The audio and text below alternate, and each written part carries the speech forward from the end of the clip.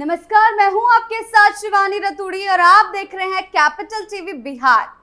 देखिए, बिहार की सियासत में मॉनसून सत्र ने चुनावों से पहले एक नई गर्माहट और हलचल पैदा कर दी है।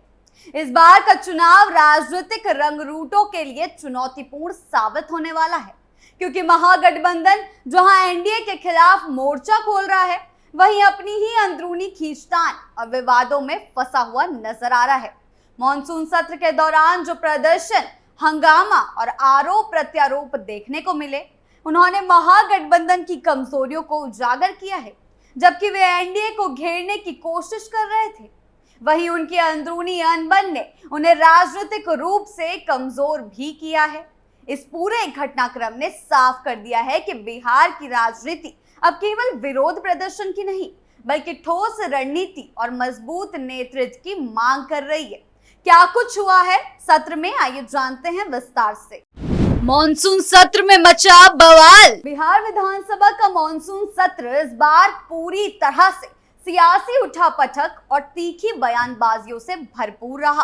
तीसरे दिन जो दृश्य सदन के अंदर दिखा, वह एक लोकतांत्रिक मंच की गरिमा से कई अधिक राजनीतिक तूफान जैसा था। एक और नेता प्रतिपक्ष तेजस्वी यादव विधानसभा के पटल पर मतदाता सूची के पुनरीक्षण को लेकर अपनी आवाज बुलंद कर रहे थे, तो दूसरी ओर मुख्यमंत्री नीतीश कुमार का रुख बेहद आक्रामक और स्पष्ट नजर आया है। तेजस्वी यादव ने आरोप लगाया है कि चुनाव आयोग की ओर से चलाए जा रहे मतदाता पुनरीक्षण अभियान के माध्यम से खास तौर पर मुस्लिम और यादव समुदाय के लोगों को टारगेट किया जा रहा है, यानी कि निशाना बनाया जा रहा है। उनका कहना है कि उनके ही नाम मतदाता सूची से हटाने की साजिशें रची जा रही है। उन्होंने कहा कि करीब 55 लाख वोटरों के नाम खतरे में हैं और ये प्रक्रिया पूरी तरह से पक्षपातपूर्ण ढंग से संचालित की जा रही है। तेजस्वी का कहना था कि वे इस मामले को लेकर बेहद गंभीर हैं और जब उन्होंने इस विषय को सदन में उठाया तो सत्ता पक्ष की ओर से उनकी बात को टालने और मजाक उड़ाने की कोशिशें की गई है। खासकर डिप्टी सीएम द्वारा उन पर की गई हल्की टिप्पणी से वे आहत हुए। तेजस्वी सिर्फ मुद्दा बनाने की कोशिश कर रहे हैं और यादव मुस्लिम वोटरों को इकट्ठा करके अपनी रणनीति तैयार कर रहे हैं। मुख्यमंत्री नीतीश कुमार ने तेजस्वी यादव के इन आरोपों का मुंह तोड़ जवाब देते हुए सदन में एक लंबा वक्तव्य दिया। उन्होंने तेजस्वी यादव को उनके राजनीतिक विरासत की याद दिलाते हुए कहा कि जब तेजस्वी की उम्र बहुत कम थी, तब उनके पिता लालू प्रसाद यादव 7 वर्षों तक मुख्यमंत्री रहे और उसके बाद तेजस्वी की मां राबड़ी देवी मुख्यमंत्री बनी। नीतीश कुमार ने सीधे तौर पर सवाल उठाए हैं राबड़ी देवी और लालू प्रसाद यादव पर। उन्होंने कहा है कि उस दौर में बिहार की क्या स्थिति थी और विकास का क्या हाल था। उन्होंने कहा है कि आज जब पिछले 20 सालों में उन्होंने राज्य में विभिन्न योजनाओं के माध्यम से बदलाव लाने की कोशिश की है, बदलाव लाने का प्रयास किया है, तो तेजस्वी को उनकी आलोचना करने का कोई भी नैतिक अधिकार नहीं है। उन्होंने यहाँ तक कह दिया कि जब वे महागठबंधन में साथ थे, यानी कि नीतीश कुमार जब महागठबंधन में थे, तब तेजस्वी और उनकी पार्टी उनकी तारीफों के पुल बांधती थी या तारीफें करती नहीं थकती थी। लेकिन आज जब सत्ता से बाहर हैं और नीतीश कुमार एनडीए में हैं, एनडीए के साथ गठबंधन में हैं, तो उन्हें हर बात में कमी नजर आती है महागठबंधन को। नीतीश कुमार ने यह भी स्पष्ट किया कि उनकी सरकार ने महिलाओं और मुस्लिम समाज के लिए जितने कार्य किए हैं, उतने किसी सरकार ने नहीं किए। वे बोले कि वे अब चुनाव के मैदान में इन सभी योजनाओं और उपलब्धियों के बल पर उतरेंगे, जनता के बीच जाकर हर बात स्पष्ट करेंगे।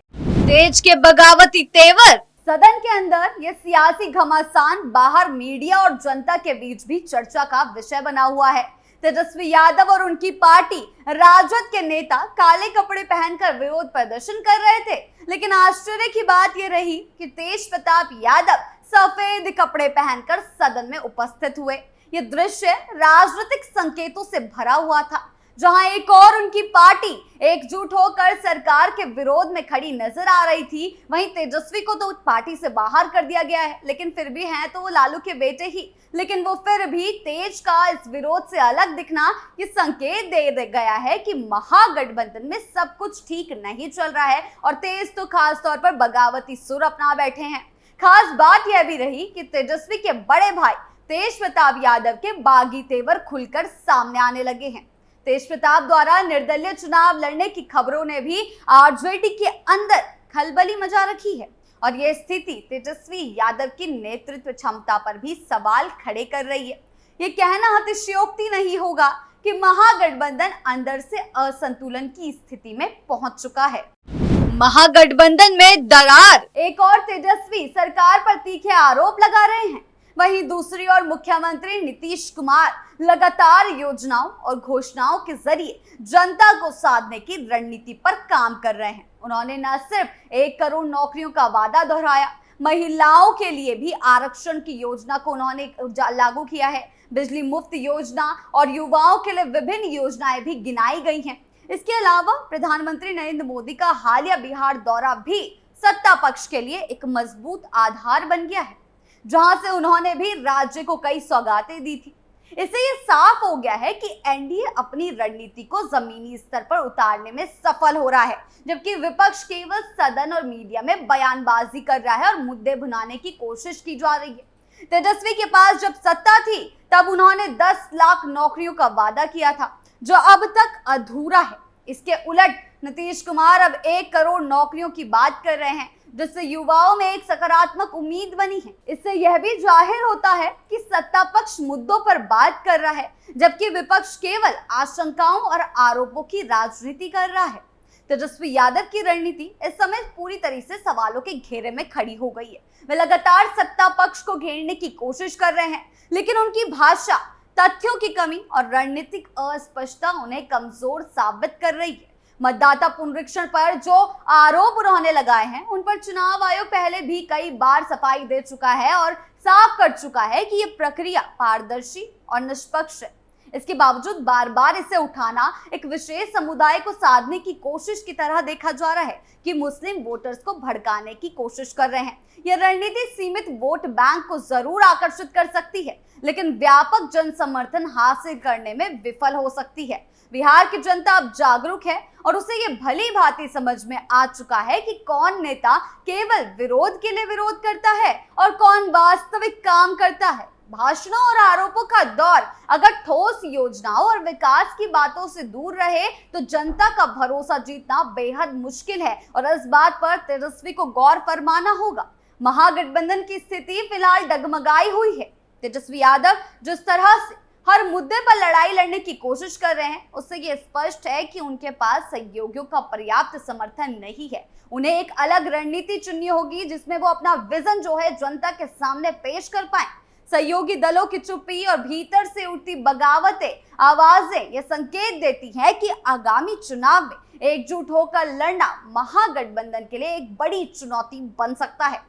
नीतीश कुमार जहां सत्ता में स्थिरता और योजनाओं की निरंतरता का चेहरा बने हुए हैं, वहीं तेजस्वी यादव सिर्फ मुद्दों को भुनाने में ध्यान देकर जनता के सामने विजन पेश नहीं कर पा रहे हैं, जिनकी बातों में योजना से अधिक मुद्दे नजर आ रहे हैं। राजनीति केवल विरोध या समर्थन की लड़ाई नहीं होती। ये तेजस्वी को अब समझना होगा। ये जनता के विश्वास को बनाए रखने और भविष्य के लिए दिशा देने की प्रक्रिया होती है। अंततः ये मॉनसून सत्र बिहार की राजनीति के लिए केवल एक सत्र नहीं है, बल्कि एक बड़ा सियासी इम्तिहान साबित हो रहा है। इस सत्र ने जहां विपक्ष की रणनीतिक कमजोरी को उजागर किया, वहीं सत्ता पक्ष की सदी हुई राजनीतिक चालों और योजनाओं ने जनता के बीच उनकी साख को मजबूत किया। तेजस्वी यादव को अब यह समझने की जरूरत है कि केवल तंज कसने, विरोध प्रदर्शन करने और भावनात्मक भाषण देने से राजनीति नहीं चलती। जनता अब नतीजे चाहती है, वादों की पूर्ति चाहती है और ऐसा नेतृत्व चाहती है जो स्थायित्व के साथ विकास की दिशा तय करे। अगर विपक्ष अब भी केवल आरोपों के भरोसे चला तो आने वाले चुनावों में उन्हें भारी नुकसान उठाना पड़ सकता है और इस बात पर तेजस्वी को गौर करना होगा।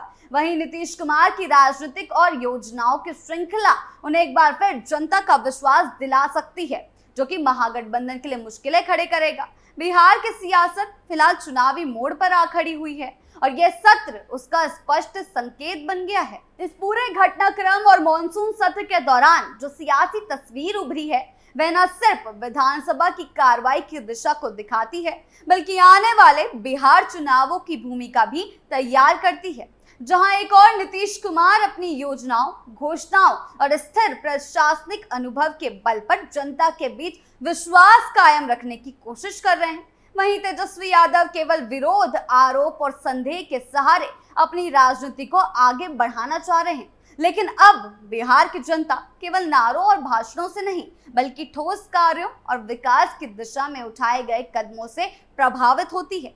तेजस्वी को समझना होगा कि राजनीति अब सिर्फ वंशवाद, भाषण या जातिगत समीकरणों पर नहीं टिकेगी और ना टिकती है। आज का मतदाता जागरूक है और उसे नेतृत्व में स्थायित्व, दृष्टिकोण और पारदर्शिता चाहिए। यदि तेजस्वी वाकई एक प्रभावशाली विकल्प बनना चाहते हैं, तो उन्हें आरोपों की राजनीति से बाहर निकलकर एक ठोस, सकारात्मक एजेंडा सामने रखना ही होगा।